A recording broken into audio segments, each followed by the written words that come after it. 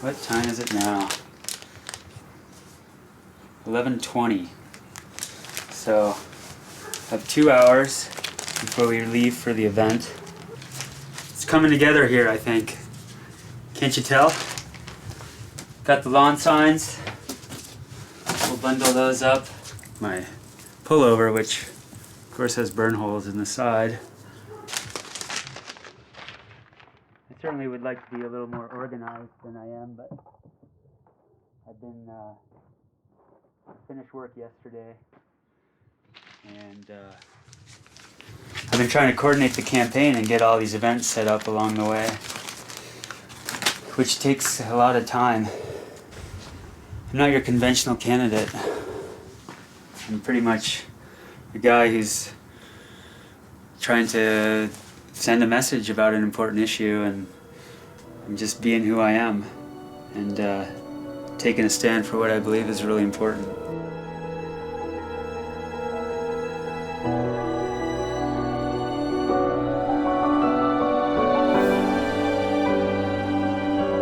I've been fortunate to see some really amazing places.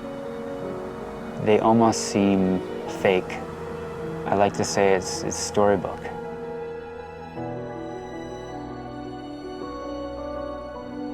It's hard to describe.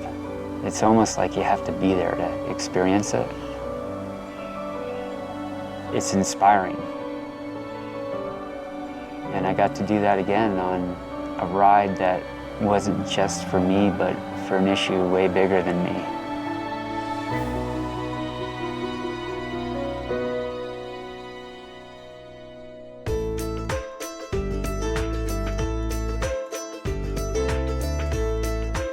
Oh, Bill's a great coworker, just, mellow guy, normal person, hard worker.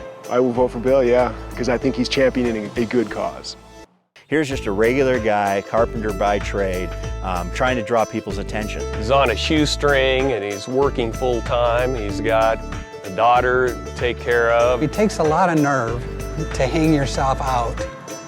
Go away from your family, go away from your work, make this crazy tour around for 600 miles.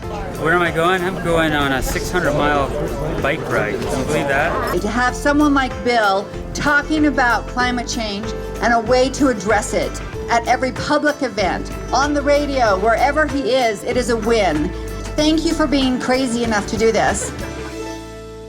As a kid, I grew up in rural Vermont. It was an amazing experience.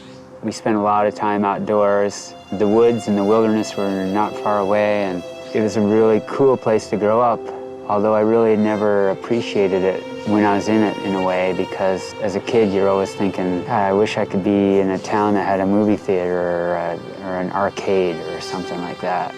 And it wasn't far along in my life that I realized how fortunate I was to have that experience. The bike ride is that too for me. It's about sharing what a beautiful world we have. The feeling I have when I'm riding in nature is intense connection to what's around me. I think a bike campaign is a unique way to draw attention to my commitment to the cause. Probably the most important thing on that bike is I have a little picture of my daughter on the stem, and really that's a big part of why I'm doing this. What I'm doing is really important for her and for kids all around the world, and how we leave this world to our future generations. An important part of the solution requires government action. I engage in politics to take action on behalf of the Earth and speak up for our grandchildren.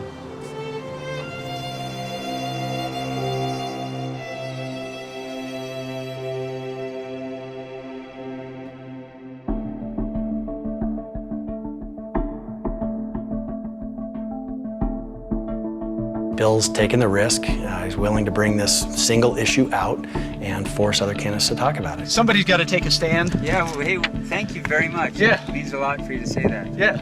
I really appreciate it. You're my brother. I really appreciate folks like Bill fighting the good fight. He's willing to ride 600 miles to bring the issue to all the voters in the 2nd Congressional District. I am discouraged by the bipartisanship in our government. That doesn't mean you stop reaching out to address a global problem. I believe it's the moral responsibility of our generation to act on climate change. By nature, I'm a quiet person that doesn't like to necessarily be around crowds, and I know I'm about to be in a bunch of crowds, and it's going to be basically me stepping out of my comfort zone a lot, and it makes sense because it's so important to me, and so I'm feeling good about it.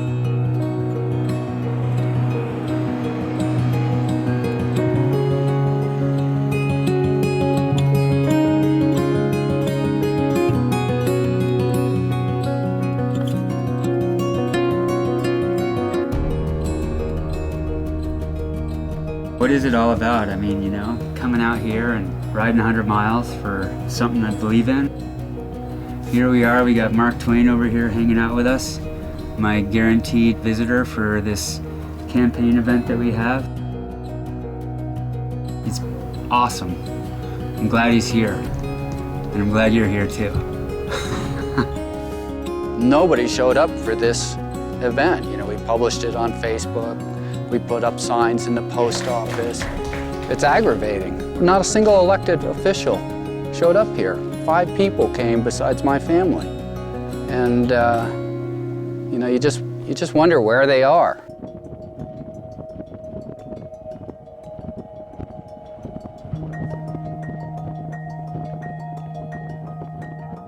It's a little frustrating when you put all this effort in, and I put in a lot of time to try to make events happen, and the turnout's low, and yet I cannot do anything but this because I believe in it so much.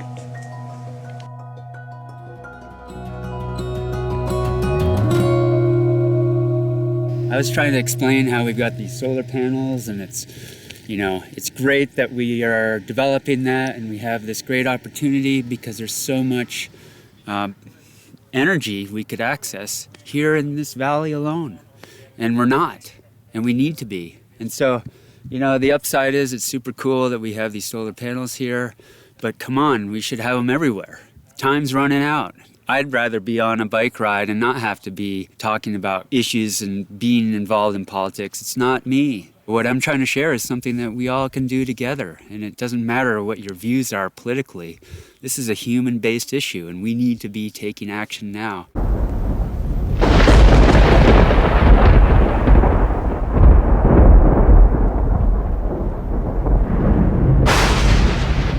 We're about 10 miles from the wind turbines, so that's our next stop, and I think when probably 1 or 2 miles we'll be out of this storm. In the meantime, Bill's in the middle of it out there right now. It's cooling off.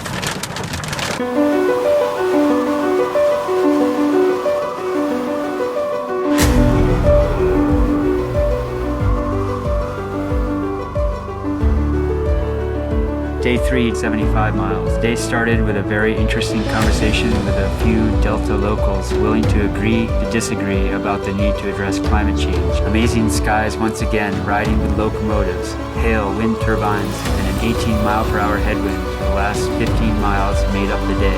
Day 4, Milford to Cedar City, 55 miles. Knee is feeling good and I am grateful. 20-mile-per-hour wind died off completely, allowing me to make a much better time than expected, and arrived in Cedar City.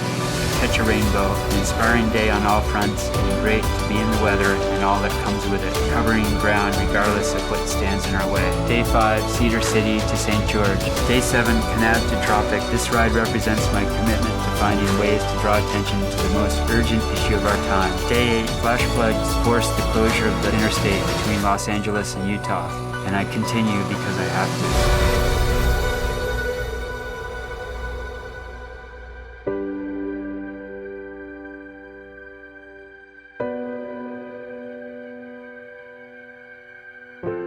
Going out on this bike campaign was an expression of just going for it and sticking it out there and trying to talk to people and trying to raise awareness. Let the chips fall where they may, but to know that I'm going to do it as best I can. And regardless of the outcome, we need to take a stand on this issue.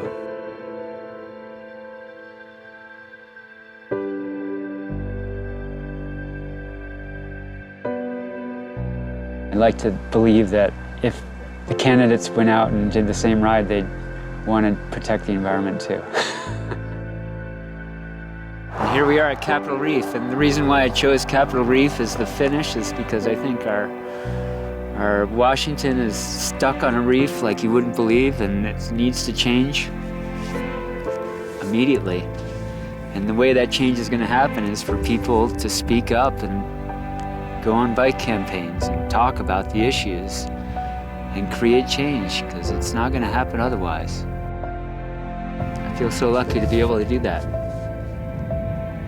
I've been going through a bunch of emotions the last couple of days where it's like I'll just start crying while I'm riding. And I think I put so much into it. My heart. It's the way I like to live. I like to follow my passion and go for it. Because I think that's the way it should be. And to do something that's so much bigger than myself, after having so many experiences where it was self-satisfaction, it just makes it that much richer to me and more valuable. It's beautiful. And I'm grateful for every moment.